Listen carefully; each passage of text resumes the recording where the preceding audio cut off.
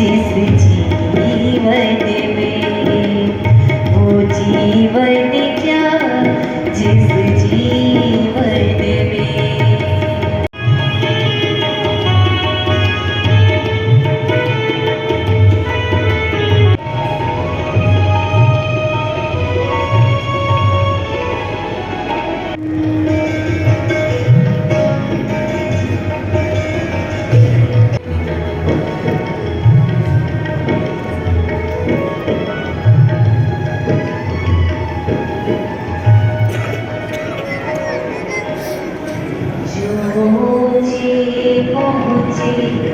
दिव्य ज्योति जागृति संस्थान जब भी हम किसी ऐसी श्रद्धांजलि सभा में जाते हैं तो एक बात हम अक्सर कहते हैं कि ये शोक सभा न होकर के चिंतन की सभा है, मनन की सभा है। इसमें हमने कुछ आत्मा से संबंधित बातों का चिंतन मंथन करना है। मुझे याद है महात्मा बुद्ध के समय एक बहुत बड़े श्रेष्ठी हुए, बहुत बड़े धनवान व्यक्ति हुए, अर्थवसु। पूरे नगर में चर्चा है कि उनके पास बहुत अधिक धन है, लेकिन वो किसी को भी धन दान में नहीं देते, कोई सत्कर्म नहीं करते थे। लेकिन अचानक से जब नालंदा यूनिवर्सिटी बनने लगी तो उन्होंने आधे से ज्यादा संपत्ति नालंदा यूनिवर्सिटी के नाम कर दी, उसके अंदर लगा दी।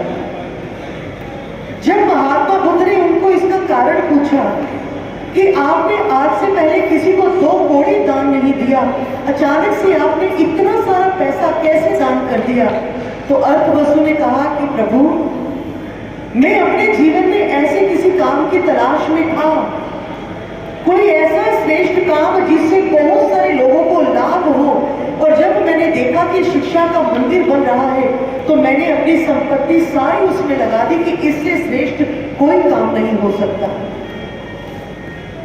प्रकाश का गोला घूमता रहता है, और जिसके भी सर पर प्रकाश का चक्र हुआ, गोला हुआ, बस वही कबीर जी होंगे। जैसे ही वो व्यक्ति शमशान घाट में पहुंचा तो प्रभु भक्तों, वहां सभी लोगों के सर पर एक एक प्रकाश का गोला मंडरा रहा था। वो व्यक्ति वापस आ गया, उसने कहा, माता, वहां तो हर व्यक्ति के सर पर प्रकाश है, फिर मैं कैसे पहचानूं कि कबीर जी कौन है? तो माता ने कहा कि तुम शमशान घाट के बाहर बैठ जाना, और जब सारे लोग बाहर निकलेंगे तो जिसके भी सर पर प्रकाश का चक्र होगा वही कबीर जी होंगे। और ठीक वैसा ही हुआ प्रभु भक्तों। जैसे सभी लोग शमशान घाट से बाहर निकले तो सिर्फ कबीर जी के सर पर प्रकाश था, बाकी किसी के सर पर कोई प्रकाश नहीं था। उस व्यक्ति ने कबीर जी से कारण पूछा कि ऐसा कैसे हो सकता है कि पहले सबके सर पर प्रकाश था लेकिन अब सिर्फ आपके सर पर है?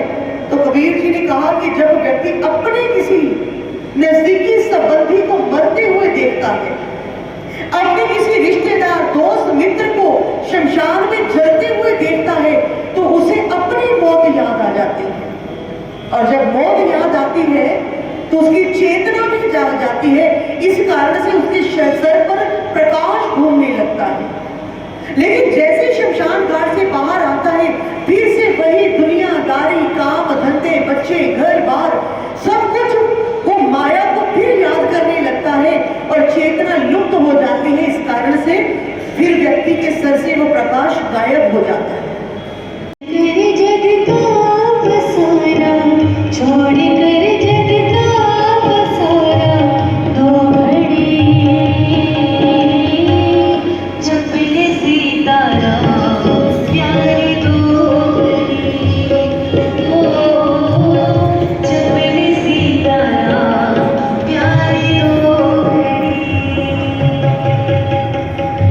कर जग का बसारा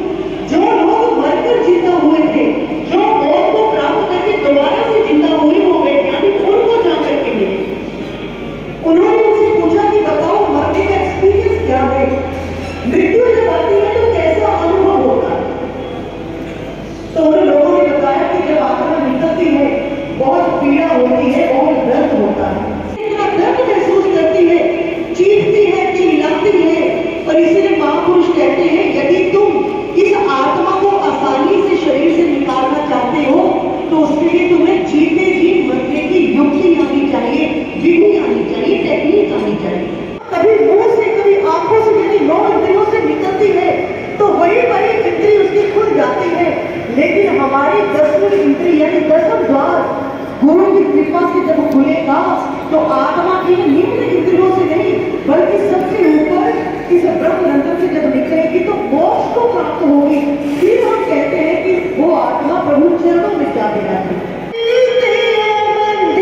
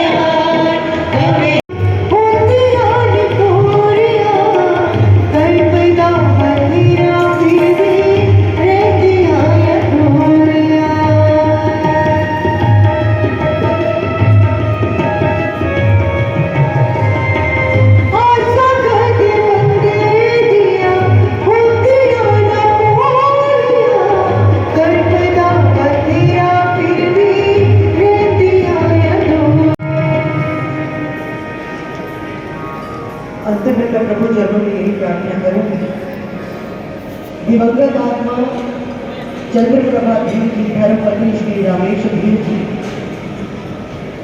पुत्र और पुत्र वधु राजन धीर और वाणी धीर जी, भतीजा और भतीज वधु मुकेश धीर व किरण धीर और समस्त धीर परिवार जो है, और विशेष करके जो आप जानते होंगे नोहरिया रामधीर एंड सन्स नवोदय में और नोहरिया रामधीर ज्वेलर्स, सारा ही शहर इस परिवार को बहुत अच्छे से जानता है और संस्थान के साथ भी परिवार का बहुत ही हार्दिक स्नेह है, आत्मिक संबंध है। और आज इस दुख की घड़ी में संस्थान भी इस परिवार के साथ शरीर से भी मन से और आत्मा से साथ खड़ा है। और समस्त धीर परिवार के लिए हम प्रभु चरणों में यही प्रार्थना करते हैं कि प्रभु पीछे बच्चों को, बड़ों को, छोटों को ऐसा शक्ति, ऐसा बल दे, शक्ति दे, और जाने वाली दिवंगत आत्मा जो अपने परिवार को अच्छे संस्कार देकर के गई है, उन्हीं संस्कारों का निर्वाह करते हुए समाज में वो विचरण करें और अपने माता पिता को ऐसी उनका नाम रोशन करें। इसीलिए उनकी आत्मिक शांति के लिए मैं प्रभु चरणों में बार बार प्रार्थना करती हूँ, नमन करती हूँ और परिवार के लिए हमेशा हमदर्दी व्यक्त करते हैं और आपके साथ संस्थान पूरी तरह से खड़ा है। तो आइए हम अंत में शांति पाठ के साथ इस कार्यक्रम को समापन की ओर लेकर जाएं। उसके बाद पंडित जी से निवेदन है कि वो रस्म पगड़ी की जो रस्म है उसको निभाएंगे, पूर्ण करेंगे। और आज इस दिवंगत आत्मा जो माँ के रूप में, पत्नी के रूप में, बेटी के रूप में संसार से गई है, तो कहते हैं कि सबसे बड़ा दुख उस समय होता है कि जिस समय एडियां ठंडियां छामा जगते लभदियां नहीं, दूर जावणी को बारते मामा लभदियां नहीं, ये रिश्ते मिलते नहीं हैं। ऐसी माँ जो चली जाए, लेकिन फिर भी प्रभु चरणों में प्रार्थना है कि बच्चों को पीछे बहुत बल दें और उनकी माँ का स्नेह, प्यार, ममता, आशीर्वाद हमेशा उनके बच्चों पर बना रहे। तो आइए शांति पाठ के साथ मैं अपनी वाणी को विराम दूंगी। बोलिए श्री अवर रामचंद्र भगवान की जय।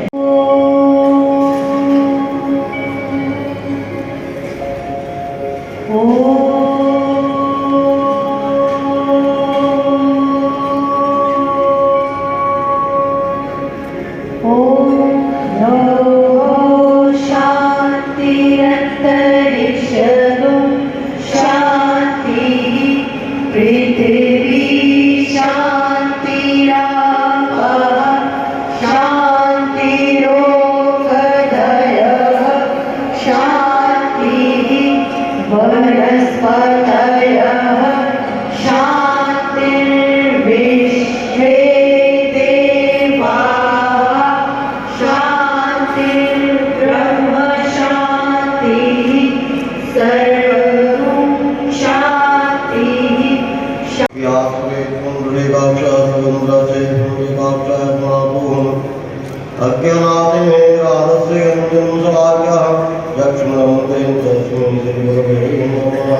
गुरु ब्रह्मा गुरु विष्णु गुरुदेवो महेश्वरा गुरु साक्षात् परब्रह्म तस्मै गुरवे नमः।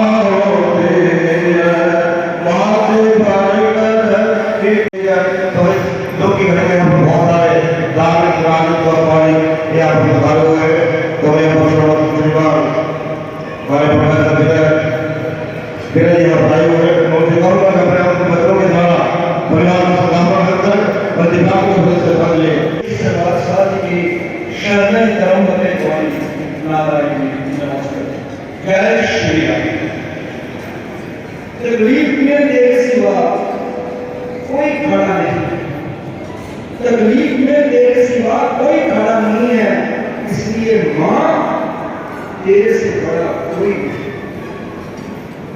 देवज्योति जागृति संस्थान गुरुकुल द्वारा प्रभुभक्ति में ही सुर, स्वर और संगीत का मनमोहक संगम अभी आपने अनुभव किया। इस पूरी टीम का नेतृत्व कर रही थी साध्वी मनीषी भारती। गरुड़ की पवित्र और पावन आदि में ये शोभापूर्ण विशाल जन समूह इस बात की गवाही है कि जिस दिवंगत आत्मा के प्रति हम इस प्रार्थना सभा में अपनी संवेदनाएं प्रकट करने एकत्रित हुए हैं, वो शख्सियत जरूर एक अजीम हस्ती रही हो।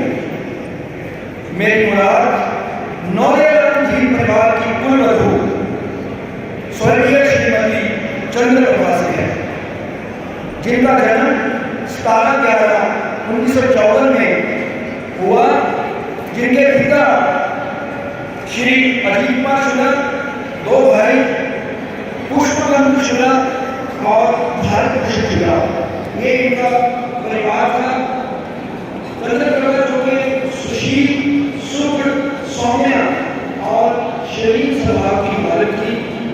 तो श्री उमेश जी की सुपत्नी राजश्री एवं नीतू आनंद जी की आदरणीय माँ थी। वाणी जी की सासू माँ, मुकेश जी, किरण जी, मोनू जी, मोना जी और मुस्कान और मिनी इनकी प्रिय चाची थी। इसके उपरांत अपने पीछे एक हस्ती खेल थी जो बगिया भी है, उसमें खिलाते जो पौधे हैं दिनेश, वाणी, साहिब, अमृत, कबीर, श्रुतिका, विनीत मेहता जिनके हस्बैंड है, निधिका, खुशी दादा जी के सामान्य हस्बैंड है, तानिया, नितिमा और सबसे सर्वप्रिय नाम श्री रविंद्र सिंह आंबा जो इस परिवार के दामाद हैं। उपस्थित हैं हम सब में और इनके 2 पुत्र जतिन और गोविंद जिनकी ये नानी थी। धी परिवार का इस समाज में क्या मकाम है, इससे तो आप पूरी तरह भलीभांति परिचित हैं। धन, धान्य और संपदा के अलावा ये परिवार अपनी सौम्यता, शालीनता, मधुर स्वभाव के कारण जाना जाता है, लेकिन इससे भी ऊपर एकजुटता और पारिवारिक इत्तेफाक इस परिवार का ट्रेडमार्क है। ये है धी परिवार।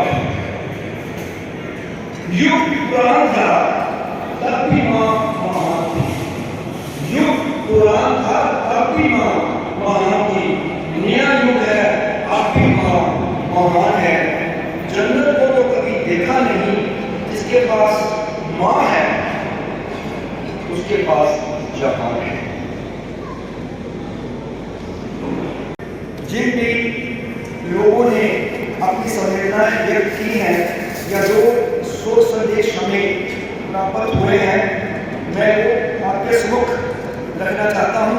सर श्री सुनील जाखड़ जी, प्रेसिडेंट बीजेपी पंजाब, उनका संदेश हमें प्राप्त हुआ है। अमरिंदर सिंह राजा वड़िंग, प्रधान कांग्रेस पंजाब, प्रकाश सिंह बाजवा, लीडर अपोजिशन और स्वयं यहाँ उपस्थित हैं चरणजीत सिंह चन्नी MP, अश्विनी शर्मा जी, विकास दीप गगनेजा, प्रेसिडेंट MC जलालाबाद और समूह जलालाबाद कांग्रेस यहाँ उपस्थित है। MLA Shri Pargat Singh ji, MC council पूरी नकोदर, सभी MC महानुभाव, IGM ग्रुप जलंधर, लाडी थॉमस MLA, इकबाल बराड़ जी, गुरप्रीत सेखू जी, सेवा समाज सेवा समिति गुरुभार सहाय, हरदेव सिंह लाडी MLA जी हमारे समूह यहाँ उपस्थित हैं, चरणजीत सिंह जी और रवि महिंदू जी बीजेपी पंजाब। इसके अलावा जो अन्य शोक संदेश हमें प्राप्त हुए हैं, भारतीय जनता पार्टी जिला Jalandhar south, Tagore model school Nakodar, Vishwakarma मंदिर charitable trust Nakodar, global career solutions, Puri trading company, शमशान भूमि सुधार सभा, नकोदर डीएवी कॉलेज नकोदर, समूह अरोड़ा परिवार चचेरे वेलफेयर कमेटी नकोदर, श्री मुकुंद हरि नाम प्रचार संकीर्तन मंडल Nakodar, Vishwa Bharati TV Nakodar, lions club Nakodar greater, BJP Noormahal और सिटिंग एमएलए नकोदर श्रीमती इंद्रजीत कुमार की पूरी टीम का संदेश हासिल हुआ है। नेशनल इंटीग्रेटेड मेडिकल एसोसिएशन यहाँ से नकोदर से सुनील गुप्ता रिंकू, सब्जी मंडी नकोदर, जगदम्बे धाम देवी तालाब मंदिर नकोदर, हरमस्त बापू लाल बादशाह जी, आंसर हंस जो गतिशील यहाँ का संदेश पवन के द्वारा प्राप्त हुआ है। श्री गुरुकुला मंच नकोदर, बीजेपी मंडल नकोदर, डेरा बाबा मुराद शाह जी।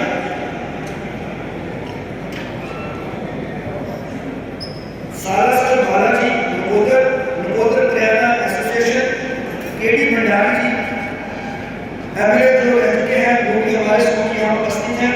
नवजोत सिंह भैया कांग्रेस इलाका इंचार्ज उपस्थित हैं।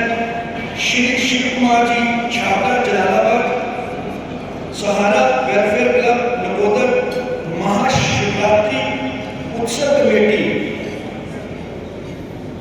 जो कि इस वक्त एमपी हैं और इस प्रदेश के मुख्यमंत्री पद पर आसीन रह चुके हैं। विजय चोपड़ा जी पंजाब केसरी जलंधर। एक छोटी सी लघु कथा कहकर मैं अपनी वाणी को विराम दूंगा।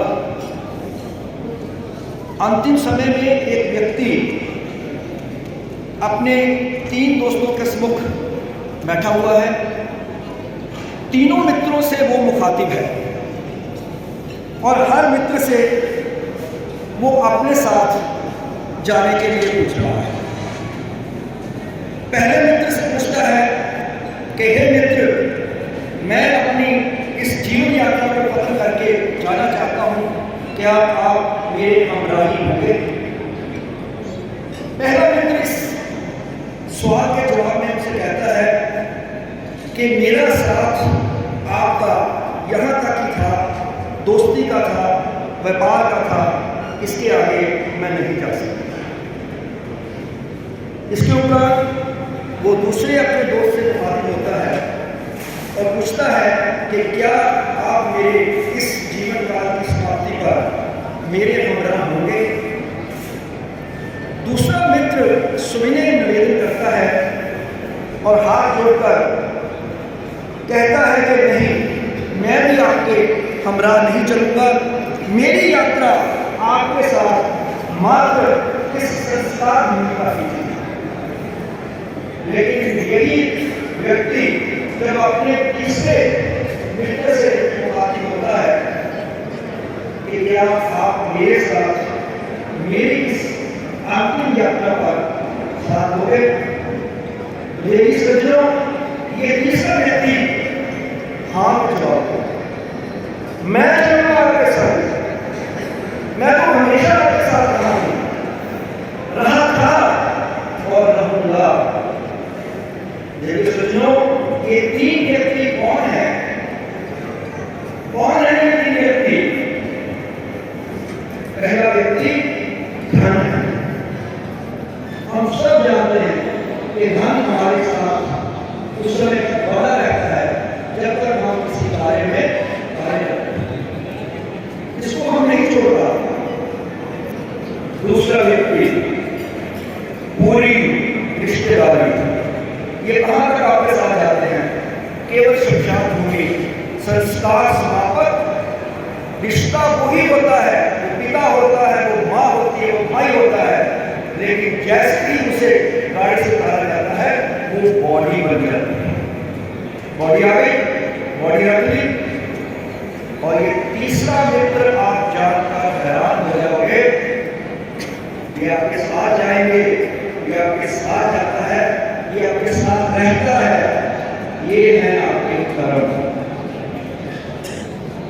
जिस व्यक्ति ने इस जीवन काल में अपने कर्म सही किए हैं और लगातार अपने कर्मों में विश्वास करता है, तो देखिए सज्जनों, ये कर्म बताते हैं कि जिस वक्त स्वर्गीय श्रीमती चंद्रप्रभा हमसे बिछड़कर प्रभु चरणों में विलीन हुई, तो आपकी जानकारी के लिए बताना चाहता हूं कि पास सोए हुए उनके पति परमेश्वर श्री रमेश जी को भी नहीं पता चला। ऐसी मौत जिसे हमें ऋषि मुनि और साधुओं की तुल्य बोलते हैं, ये है मौत, ये है कटन। अब इस परिवार का भार इस कुल वधु का ये सबसे बड़े थे, और जो भूमिका अपने जीवन काल में इन्होंने अभिनीत की है, यही है वो कदम और यही है वो दूसरा व्यक्ति जो इनके साथ है। पूरे परिवार की तरफ से दो संदेश मैं आपको दूंगा। थोड़ी देर में अभी रसम पगड़ी जो है वो अदा की जाएगी। कोई भी रिश्तेदार किसी भी तरह का शगुन विनिमय नहीं करेगा, नहीं करेगा, ये परिवार की तरफ से सुनिए बेनती है। एक बात मैं जरूर कहना चाहूंगा, इस विशाल समूह में बहुत लोग पहुंचे, सभी का नाम लेना ना तो मुमकिन था ना मैं ले सकता था, लेकिन परिवार हर एक व्यक्ति को अपना आभार व्यक्त करता है कि इस दुख की बेला में आप अपने बहुत बिजी शेड्यूल से आए, यहाँ पहुंचे और अपनी आशीष की आशीर्वाद दिया। इस आशीर्वाद के लिए ये परिवार तहे दिल से मगन है। अब रसम पगड़ी अदा की जाएगी। दो संदेश जो है वो अमित छाबड़ा जी पंजाब केसरी और अमित चोपड़ा जी और Shri RP Mittal retired IG Punjab police द्वारा दिया जाता है। आप सबका बहुत सब्र से और शालीनता से सब कुछ गुणगान, गरुड़ पुराण और इस नाचीज का जो संबोधन है मैं सुना, मैं सबका बहुत आभारी हूँ। जय श्री राम।